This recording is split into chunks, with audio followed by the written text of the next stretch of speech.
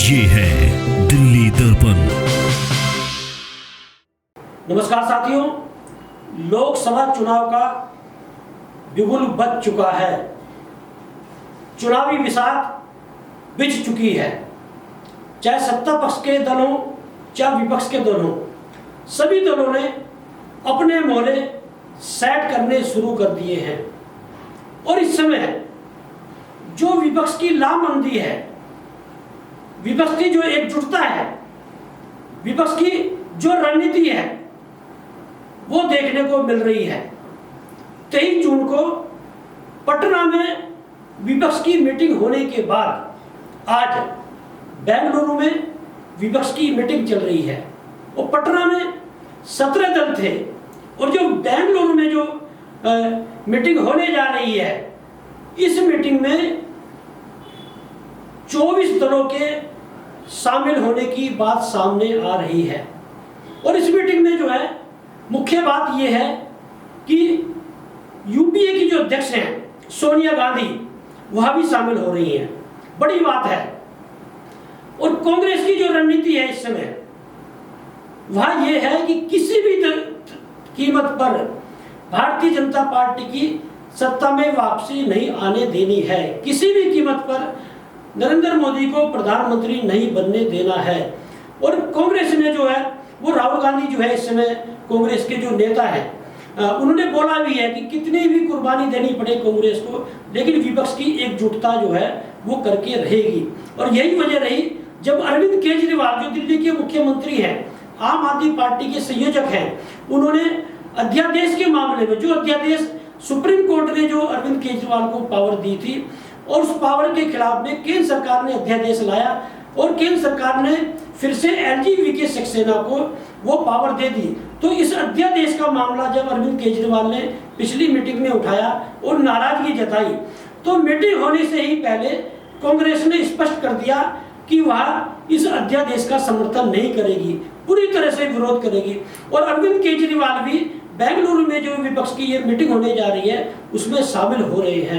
मतलब विपक्ष ने पूरी तरह से एक रणनीति बना ली है, किसी भी तरह से भारतीय जनता पार्टी को सत्ता में वापस नहीं आने देना है। और इसमें सबसे बड़ी बात सामने देखने को ये मिल रही है कि जब से राहुल गांधी की सदस्यता गई है, तो एक ये माहौल बना दिया जो है शुरू कर दिया है भारतीय जनता पार्टी ने, भारतीय जनता पार्टी के समर्थकों ने, कि भाई राहुल गांधी तो चुनाव लड़ ही नहीं पाएंगे, प्रधानमंत्री पद के दावेदार कैसे होंगे, या किसे प्रधानमंत्री पद का दावेदार बनाया जाएगा। एक बड़ी रणनीति कांग्रेस बना रही है। जो खबरें आ रही है, जो अंदर खाने जो है जानकारी मिल रही है कि मल्लिकार्जुन खड़गे जो है, जो कांग्रेस के राष्ट्रीय अध्यक्ष हैं, प्रधानमंत्री पद का दावेदार बनाया जा सकता है विपक्ष की ओर से। दलित चेहरा है। और ये भी सामने आ रही है बात कि जो बसपा मुखिया है मायावती, वो भी कांग्रेस के इस मुहिम में, विपक्ष की इस एकजुटता में शामिल होने जा रही है। दलित चेहरा सामने लाया जा रहा है। और देखिए, देश में यदि दलित चेहरा सामने आता है, मल्लिकार्जुन खड़गे को यदि कांग्रेस विपक्ष का प्रधानमंत्री पद के दावेदार बनाती है, तो कोई भी पार्टी जो है वो इसका विरोध विपक्ष की नहीं कर पाएगी। उसका बहुत बड़ा कारण ये है कि दलित चेहरे के नाम पर दलितों का वोट यदि विपक्ष को मिल जाता है, तो इसमें कहीं से दो राय नहीं है कि विपक्ष जो है वो भारतीय जनता पार्टी एनडीए को जो है शिकस्त दे सकता है। तो दलित चेहरे पर जो खेल खेला जा रहा है विपक्ष का, और इसमें यह भी हो सकता है कि चुनाव से ही पहले मल्लिकार्जुन खड़गे को यदि प्रधानमंत्री पद का दावेदार बनाया जाता है, तो विपक्ष ये भी रणनीति बना सकता है कि बसपा की जो मुखिया है मायावती, बड़ी लीडर है और जो है शासन के मामले में जो है एक बड़ा नाम माना जाता है, तो मायावती का दलित चेहरा जो है वो ये भी आश्वासन जो है विपक्ष कर सकता है मायावती को कि आने वाले समय में यदि विपक्ष की ये सरकार बनती है, कांग्रेस की अगुवाई में सरकार बनती है, तो आने वाले समय में जो है मायावती को राष्ट्रपति पद का उम्मीदवार जो है, ये विपक्ष के जो नेता हैं यदि सत्ता में आते हैं, सत्ता में आकर मायावती को राष्ट्रपति पद का उम्मीदवार बना सकते हैं। दलित चेहरा जो है इस समय देश में, जैसे यदि आपने देखिए भारतीय जनता पार्टी ने पहले रामनाथ कोविंद को जो है राष्ट्रपति बनाया, एक दलित कार्ड खेला, और उसके बाद में आदिवासी महिला द्रौपदी मुर्मू को राष्ट्रपति बनाया, और जगह जगह प्रधानमंत्री जी जो है वो दावा करते हैं कि हमने दलितों को आगे बढ़ाया है। भले ही दलितों के लिए कोई काम ना किया हो, भले ही दलितों के लिए कोई योजनाएं ना लाई गई हो, लेकिन दलित चेहरा राष्ट्रपति बनाया तो एक बड़ा माहौल जो है भारतीय जनता पार्टी ने चुनाव में बना लिया था। तो वही रणनीति भारतीय जनता पार्टी पर, भारतीय जनता पार्टी के हथियार से ही वार करना चाहती है कांग्रेस, और वही रणनीति जो है कांग्रेस जो है अपना रही है।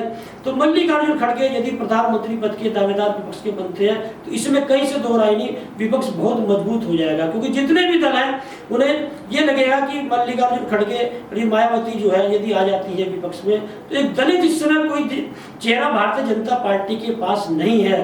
दलितों में विपक्ष में भी कोई बहुत बड़ा चेहरा नहीं है। तो यदि मायावती और मल्लिकार्जुन खड़गे को आगे कर जो है यदि विपक्ष चुनाव लड़ लेता है तो इसमें कहीं से दो राय नहीं है कि एक बड़ा माहौल विपक्ष बनाने को जो एक सफल हो जाएगा।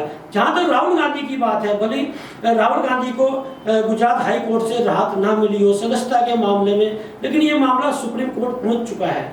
जो मुख्य न्यायाधीश डीवाई चंद्रचूड़ उनकी अदालत में पहुंच चुका है। इसमें कहीं से दो राय नहीं कि राहुल गांधी जो इस समय राजनीति कर रहे हैं, भले ही सदस्यता के मामले में उन्हें राहत न मिले, भले ही उन्हें चुनाव न लड़ने दिया जाए, लेकिन राहुल गांधी ने जो इस समय राजनीति की है देश में वो देखने लायक है। और जो वास्तव में राजनीति होती है वो जनता के बीच में जाकर राजनीति कर रहे हैं। आप देख लीजिए कि राहुल गांधी को ये माना जाता है कि चांदी की चम्मच लेकर पैदा हुए, और ऐसे परिवार में पैदा हुए जिसने तीन प्रधानमंत्री जिस परिवार ने दिए। और वो राहुल गांधी यदि आज की तारीख में आप बात करें तो चंद्रशेखर सिंह के बाद में कन्याकुमारी से जम्मू कश्मीर तक यदि किसी ने पदयात्रा निकाली है तो कांग्रेस के नेता राहुल गांधी हैं। और 3500 किलोमीटर जो है यात्रा की उन्होंने, और लगभग 35 किलोमीटर डेली चलते थे राहुल गांधी। और इसी बीच में यदि आपने देखा कभी जो उनकी राजनीति करने का तरीका है वो दिल को छूने वाला है। अभी हाल में जो है जिस तरह से हरियाणा के सोनीपत के एक गांव में धान की रोपाई चल रही थी। आज के नेता जो हैं इस बरसात के, इस गर्मी के, इस उमस के मौसम में 1 घंटा खेत की मेड़ पर नहीं बैठ सकते हैं। उस गर्मी की में, उस उमस में राहुल गांधी ना केवल खेतों में गए बल्कि रोपाई भी की किसानों के साथ में, और लगभग 2 घंटे उन किसानों के बीच में रहे।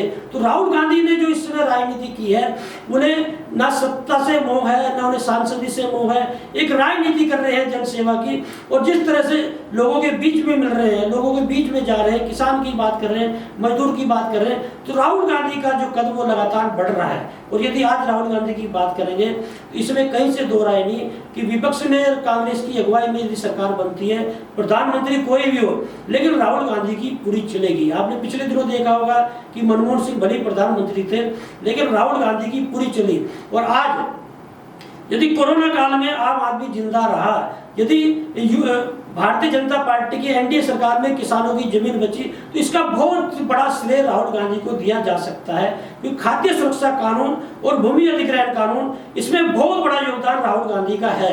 तो जिस तरह से राहुल गांधी ने पिछले दिनों राजनीति करी तो एक चेहरा निकलकर राहुल गांधी का ये आया। लेकिन कुछ भी हो, लोग कुछ भी मानते हो, भले भारतीय जनता पार्टी और उनके समर्थक जो है वो पप्पू कहकर जो है राहुल गांधी को बुलाते हो और पप्पू की संज्ञा देती हो, लेकिन अब आम आदमी भी ये कहने लगा है कि राहुल गांधी कुछ भी हो, लेकिन राहुल गांधी के मन में आम आदमी के लिए, देश और समाज के लिए एक काम करने की जिज्ञासा है, एक काम करने की इच्छा राहुल गांधी के अंदर है। तो विपक्ष में जो रणनीति अपनाई जा रही है और आज जो बेंगलुरु में जो मीटिंग हो रही है, निश्चित रूप से विपक्ष एक बड़ा संदेश देगा। और इस मीटिंग में सारे जो है विपक्ष के दिग्गज शामिल हो रहे हैं। यदि आज इसमें भी कहीं से दो राय नहीं है कि विपक्ष की लामबंदी के साथ में, विपक्ष की एकजुटता के साथ में सत्ता पक्ष ने भी जो है पूरी तैयारी कर रखी है। आज सत्ता पक्ष में लगातार मीटिंग चल रही है और जो विपक्ष के नेता है उसमें से काफी नेता जो है वो तोड़ने का प्रयास जो है सत्ता पक्ष कर रहा है। जैसे महाराष्ट्र में एनसीपी के जो शरद पवार है उनके भतीजे को तोड़ लिया गया, शिंदे सरकार में शामिल कर दिया गया। सीधा कह सकते हो कि भारतीय जनता पार्टी के साथ आ गए हैं। उसके बाद में बिहार में चले जाइए, बिहार में विपक्ष की एकजुटता की कवायद शुरू करी नीतीश कुमार ने, और नीतीश कुमार को ही जो है विपक्ष की जो है संयोजक बनाने की बात चल रही है। लेकिन भारतीय जनता पार्टी ने एक रणनीति के तहत बिहार में ही जो है एक जो विपक्ष के नेता है उन्हें एनडीए में मिलाने की जो एक रणनीति बनाई है। चाहे उपेंद्र कुशवाहा हो, चाहे जतिन मांझी हो, चाहे चिराग पासवान हो, तो ये जो नेता है बिहार के, इन्हें एनडीए में लाने का प्रयास चल रहा है। और यही बात है कि पीके जो है प्रशांत किशोर जो है वो लगातार नीतीश कुमार पर जो है वो कटाक्ष कर रहे हैं कि नीतीश कुमार से अपना घर नहीं संभाला जा रहा है और पूरे देश की बात कर रहे हैं। और गत दिनों जब ये शिक्षकों के मामले में लाठीचार्ज हुआ भारतीय जनता पार्टी पर, ये भी एक जो है एक बड़ा मुद्दा बिहार में भारतीय जनता पार्टी के पास हाथ लग चुका है। तो ये जो चुनाव होने जा रहा है देश में इस बार जो है आप देख लीजिए कि 8-9 महीने पहले जिस तरह से कवायद शुरू हो चुकी है, ऐसा लग रहा है कि चुनाव बहुत करीब है। और जिस तरह से इसमें भी कहीं से दो राय नहीं है कि विपक्ष जो है, भले कि लोग जो है बोल रहे हो कि कमजोर है, विपक्ष की एकजुटता पे उंगली उठाई जा रही हो, विपक्ष की वजूद पर उंगली उठाई जा रही हो, लेकिन जिस तरह से गत दिनों में प्रधानमंत्री जी का जो चेहरा उजागर हुआ है, जिस तरह से मणिपुर जो है जलता रहा है और प्रधानमंत्री जी अमेरिका दौरे पे चले गए बाइडेन के जो है वो न्योते पर, और जिस तरह से दिल्ली डूब रही थी, पूरे देश में बाढ़ का जो है आप लोग देख ही रहे थे। ऐसे में प्रधानमंत्री चले जाते हैं फ्रांस पेरिस में, और प्रधानमंत्री जी जो है यदि विदेश में जाते हैं तो भारतीय मूल के जो लोग हैं उनके साथ संवाद करते हैं, उनके साथ मीटिंग करते हैं, उनकी वाई बटोरते हैं। ये भी एक बड़ा जो है चर्चा का विषय देश में है कि जो लोग देश के नहीं हुए, जिन लोगों को देश से प्यार नहीं था, जो लोग जो है खाने कमाने के लिए पैसे के लालच में विदेश में चले गए, उन लोगों को देश से क्या सहानुभूति हो सकती है या उन लोगों में क्या देशभक्ति हो सकती है। प्रधानमंत्री जी जिन लोगों ने प्रधानमंत्री बनाया उनकी पीड़ा ना देखकर, उनके दुख दर्द ना देखकर, उनकी समस्या ना देखकर, विदेश में जो भारतीय मूल के लोग हैं उनके बीच में रहकर जो वाई बटोरते हैं, तो ये भी एक चर्चा का विषय है। ये भी देश के जो आम लोगों में कहीं ना कहीं पीड़ा एक पैदा हो रही है। जैसे दिल्ली डूब रही थी, तो जब दिल्ली में पानी जल स्तर घट गया तब प्रधानमंत्री जी जो है LGV सक्सेना का यहाँ का हाल जानते हैं। तो इस बीच में प्रधानमंत्री नरेंद्र मोदी का भी चेहरा उजागर हुआ है। जैसे प्रधानमंत्री जी लगातार कार्रवाई की गारंटी की बात करते हैं, लेकिन एनसीपी में जो है महाराष्ट्र में वो सीधा संदेश गया कि यदि प्रधानमंत्री नरेंद्र मोदी, गृह मंत्री अमित शाह के सामने विपक्ष का जो नेता झुक जाएगा उससे उसका कुछ नहीं बिगड़ेगा। जब बिगड़ना किसी और का भी नहीं है, मात्र सत्ता के लिए विपक्ष के नेताओं को डराया जा रहा है, धमकाया जा रहा है और जो है एक बड़ा माहौल बनाया जा रहा है। विपक्ष में देख लीजिए आप, अजित पवार के बाद में बिहार में तेजस्वी यादव पर जो है शिकंजा कसा गया है। जिस तरह से शिकंजा कसा गया लैंड फॉर जॉब के मामले में, और दिल्ली के राव यादव कोर्ट में नए सिरे से केस जो है वो दर्ज किया गया है। तो एक कवायद जो है भारतीय जनता पार्टी के केंद्र सरकार की है कि विपक्ष को किसी भी तरह से कमजोर किया जाए, और विपक्ष की कवायद ये है कि प्रधानमंत्री नरेंद्र मोदी का वो दोगला चेहरा लगातार सरकार जो है कांग्रेस बता रही, उस दोगले चेहरे को उजागर किया जाए। अब देखना ये होगा कि बेंगलुरु में जो मीटिंग होने जा रही है विपक्ष की, वो मीटिंग क्या संदेश देती है और एनडीए की जो आगे की रणनीति है वो क्या रणनीति एनडीए बनाता है। लेटेस्ट खबरों के लिए सब्सक्राइब करें हमारा YouTube चैनल या फिर लॉग ऑन करें www.delhidarpantv.com। खबरों की कवरेज और विज्ञापनों के लिए संपर्क करें इस नंबर पर।